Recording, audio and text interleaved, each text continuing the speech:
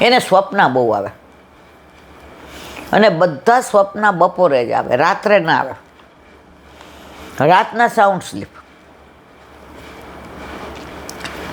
બપોરે જમી લે એટલે રાણીને એમ કે હવે વિશ્રામ 1 કલાક, પછી દરબારમાં જાઓ. બપોરે સૂવે એટલે સ્વપ્નની વણઝાર. એણે મોટા મોટા જ્યોતિષને બોલાવ્યા, મોટા મોટા સ્વપ્ન શાસ્ત્રીને બોલાવ્યા કે મને બપોરે કેમ આટલા સ્વપ્ન આવે. વચ્ચે તો 2-3 દેવું નક્કી કર્યું કે સૂવાનું બંધ કરી દીધું, તો બેઠા બેઠા જોકા આવે, એ જોકામાંય સ્વપ્ન આવે એટલે પાછું સૂવા માંડ્યા. હવે એકવાર એને એવું સ્વપ્ન આવ્યું, બધા દાંત પડી ગયા અને એક દાંત રહ્યો. એટલે એને ખરાબ વિચાર આવ્યા કે આ કેવું વિચિત્ર સ્વપ્ન, શું કાંઈ મારું અહિત થવાનું હશે, કંઈ મારું અમંગલ થવાનું હશે. એટલે રાજ્યનો મોટામાં મોટો જ્યોતિષશાસ્ત્ર સ્વપ્નશાસ્ત્રી હતો, એને બોલાવ્યો. એ કે આવું મને સ્વપ્ન આવ્યો. ઓલા જ્યોતિષશાસ્ત્રી 100% સાચા. એનું એટલું સાચું પડે કે એ એમ કે 11:49 તમારું મૃત્યુ છે તો થાય જ. એટલી બધી એની જ્યોતિષ વિદ્યા મોટી જય ફૂબરના.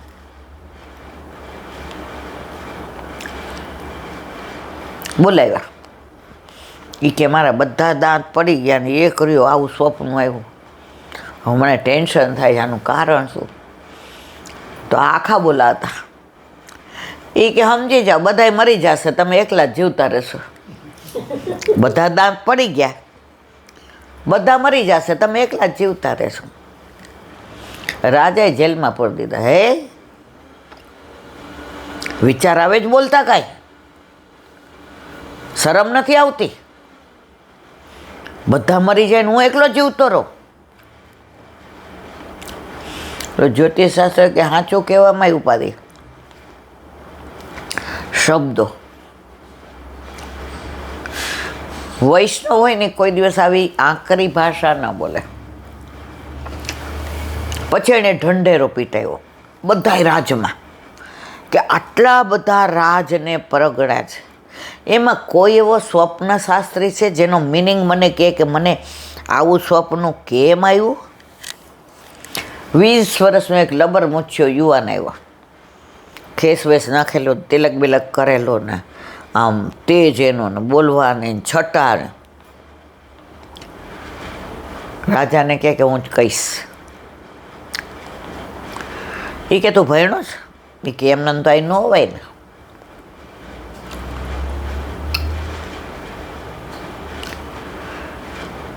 તને ખબર છે મારો પ્રશ્ન શું છે? કે હા. તારી પાસે જવાબ છે? એ કે હા. બોલ. રાજા, તમારા એટલા સારા કાર્યો છે, તમે એટલા પુણ્ય કર્યા છે, તમે એટલી તમારી પ્રજાનું ધ્યાન રાખ્યું છે, તમે કરવેરા ક્યારેય ઉઘરાવ્યા નથી, તમારા રાજ્યમાં ક્યારેય દુષ્કાળ પડ્યો નથી, તમારા રાજ્યમાં ગૌરક્ષા પ્રતિપાલ છો, તમારા રાજ્યમાં બ્રાહ્મણો પ્રસન્ન રહે છે, ઋષિ મુનિઓને તમારા જંગલમાં તપ કરવાનું મન થાય એવા તમારા સંસ્કાર છે. તમે જાતે કાંતી અને જે પૈસા મળે એમાં તમે તમારો ખાવાનો અને એની વ્યવસ્થા કરો. તમે રાજનો પૈસો લેતા નથી. રાજા કે તને તો બહુ ખબર, જ્યોતિષ. એ કે પણ આનો જવાબ દે ને, હવે આ બધું તો દુનિયા આખી જાણે. તમે વર્ષો સુધી રાજ કરશો, વર્ષો સુધી તમને કશું જ નહીં થાય, તમે જીવશો બહુ સરસ રીતે, પણ વ્યક્તિઓ બદલાતી જશે. જુઓ, મરી જાય એટલે વ્યક્તિઓ બદલાય ને, રાણી બદલાય, એના છોકરા આવે એટલે આ છોકરાને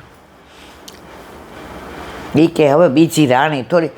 જો ન લાવો એ તમારો વિષય, પણ જ્યોતિષશાસ્ત્ર એમ કહે છે કે તમારા ઉપર કોઈ રાજની કુંવરી મોહી જાય તો આવે પણ ખરી.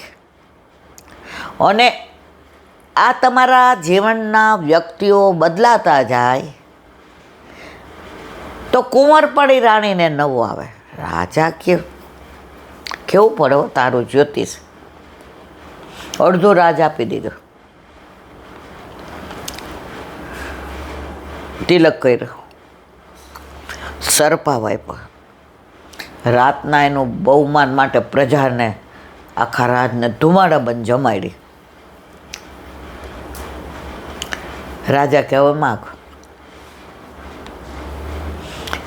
એ કે તમે મારા ગુરુદેવને જેલમાં પૂર્યા છે, તને ક્યાં ખબર? જ્યોતિષશાસ્ત્ર. હવે એ જ્યોતિષશાસ્ત્ર એમ કહે છે કે જે ગુરુદેવે મને ભણાવ્યું હોય, મને શીખવાડ્યું હોય, એ જેલમાં હોય તો તમારો સરપાવ ન લેવાય. બધું તમારી પાસે અડધું રાજ, આ મને સરપાવ આપો છો, બધું તમે રાખો. બસ તમે મને માન આપ્યું, હું ખૂબ રાજી. તો કે આ તો તારે લેવું પડે તે.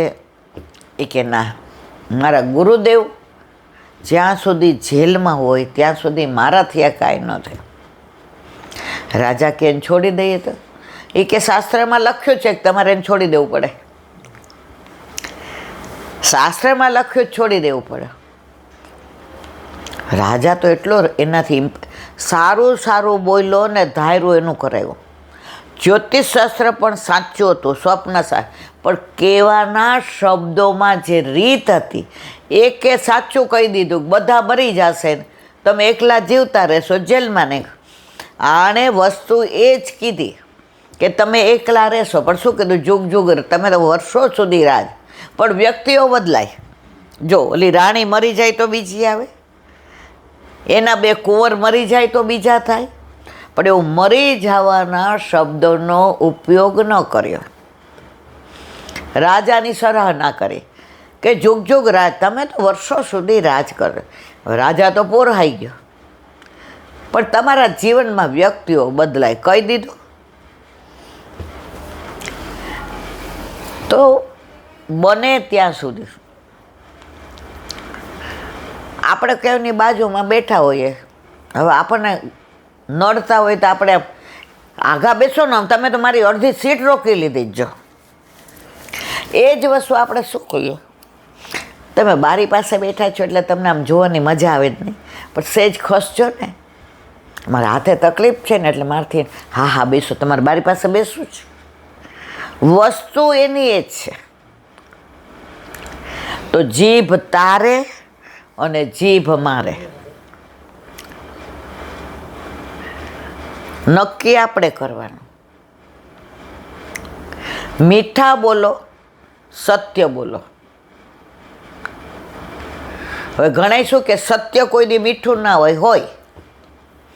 તમને બોલતા આવડવું જોઈએ. આ જ્યોતિષશાસ્ત્ર આવ્યો 20 વર્ષ, સત્ય કહી દીધું રાજાને, તું એકલો જ જીવીશ, બાકી બધા મરી જશે. પણ એની કહેવાની રીત જોઈએ. તો જીવનમાં તમારે બધાની સાથે, વૈષ્ણવ હોય ને એ કોઈ દિવસ ખોટા શબ્દોનો ઉપયોગ ન કરે. જો કરે છે તો એ વૈષ્ણવ નથી. અમારે એક બેન હતા મંદિરમાં, બધાને વડચકા જ તોડે. મારે સાચું કહેવા જોઈએ, મારે સાચું કહેવા જોઈએ, મોઢે જ કહી દો. એક છોકરી માથાની એવી, એનું નાનું ટેણિયું રોતું હતું, એટલે એક બાજુ બેસીને છેડો આડો કરીને ઓલાને પેટ ભરાવ, ઊભી થા, અહીંયા નહીં બેસવાનું, અહીંયા અમારે આમ તેમ. ઓલી કે આ બહાર જા. ઓલીએ લીધા. તમે તમારી જાતને સમજો જ છો? તમે વૈષ્ણવ છો? તમે વૈષ્ણવ છો જ નહીં. તમે કંઠી જ ખોટી પહેરી છે. તમે ઠેકો રાખ્યો છે. સાચું કહું, મોઢે જ કહું. તમને કોઈ સાચું મોઢે કહેતો કે તમારું વર્તન આ વૈષ્ણવ જેવું નથી. હંમેશા સત્ય બોલો, પણ મીઠું બોલો. આપણે આપણી બાને બા કહીએ છીએ. મારા પિતાની પત્ની કહેવાય? વસ્તુ એની એ જ. તો જીવનમાં ક્યારેય તમારે વૈમનસ્ય ન સર્જાવું હોય, જે કેવું છે તે જ કહો, પણ સામા માણસને રુચિકર લાગે એવું કહો. તમે બીજા શબ્દો વાપરો છો, તમે સામે માણસને હર્ટ કરો છો, તો તમે વૈષ્ણવ નથી, તમે આડંબર કરો છો. એટલે જ વલ્લભે કહ્યું છે, વિવેક, ધૈર્ય અને આશ્રય આખો ગ્રંથ છે, 16 ગ્રંથ. કોઈની હારે વાત કરતા, વ્યવહાર કરતા વિવેક. ઘણીવાર મને એવું થાય કે ખોટું લાગી ગયું, ઘરમાં કે બહાર. તમને એવું થાય તો જે શબ્દો કડવાશી કેવા હોય એ આપણે સારી રીતે કહી શકીએ. હું એક ભગવદીયને ઓળખું છું. એમના ઘરે દીકરાની સગાઈ થઈ, એટલે એને એના બાએ સલાહ આપી, વહુને ખવડાવીને ખાજે, પહેરાવીને પહેરજે. અત્યાર સુધી તારું ચાલ્યો, હવે કાંઈ હોય તો વહુને એમ કહેજે, બેટા આમ કરવું છે, બેટા આ લાવવું છે,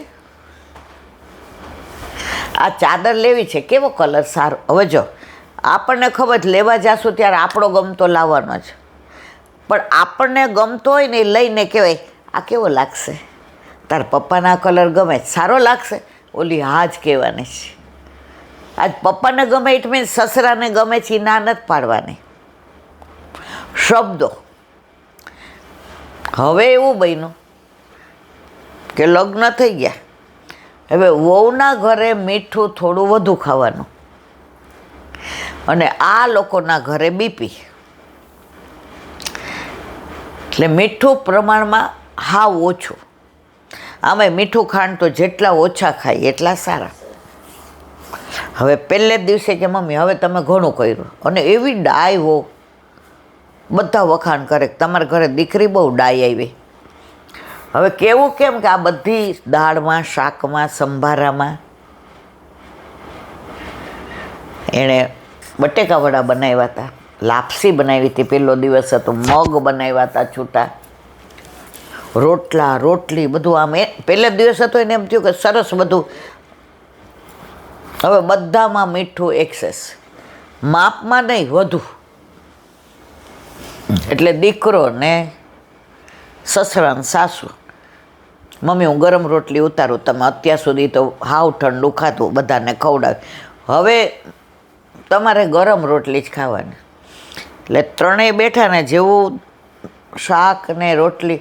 હવે આ લોકો રોટલી મીઠું ન નાખે, ભાતમાંય મીઠું નહીં, આણે બધામાં ખાય, એનો વાંક નહોતો. હવે સાસુને સમજાવવું છે કે આપણા ઘરે આટલું બધું મીઠું નહીં. હવે પહેલે જ દિવસે કહે તો વૈમનસ્ય સર્જાય. દીકરાએ શાક ખાધું ને રોટલી મોઢા મૂકીને એટલે આ મમ્મી સામું જોયું, આવું શાંતિ રાખ.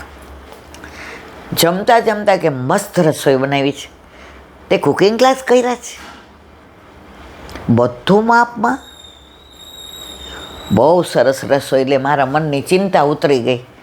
મારા દીકરાને બધું ભાવે એવું છે, પણ બેટા તમારા ગામમાં મીઠું જે આવે ને એના કરતાં અહીંયા થોડુંક આપણે ખારું હોય છે. એટલે તને નાખે ને તમારા ઘરે નાખે એના કરતાં અડધું નાખવાનું, એટલે રસોઈ ટેસ્ટી થશે. હા બા, એ મને નહોતી ખબર મમ્મી. બીજે દિવસે રસોઈમાં મીઠું એટલું સરસ માપે જે ઓલા બેન બનાવતા હતા. આજ તો તે મારો ગુરુ કરતાં શિષ્ય ચડી ગયો. એ કે બધાય તારા પપ્પાના ફ્રેન્ડ એવું કહે, તારા વરના ફ્રેન્ડ એવું કે આંટી તમારા જેવા દાળ શાક કોઈના નહીં, પણ આજે મને એવું લાગે છે કે તારા જેવા દાળ શાક કોઈના નહીં. વસ્તુ એની એ જ. તો શબ્દો ક્યાં કીધું એને કહેવું તો એ જ કે મીઠું વધારે છે. એ જ વસ્તુ પહેલાંની સાસુ જ શું કહે, 50 વર્ષ આપણે બહુ હતા એમાં કાંઠિયાવાડમાં તો કાંઈ કહેવું જ ન પડે, બહુ બધે એવું હોય. મીઠું તમારામાંય વધુ છે ને આમાંય વધુ છે, કઈ જ દે, એમાં કોઈ શંકા ને શાન નહીં.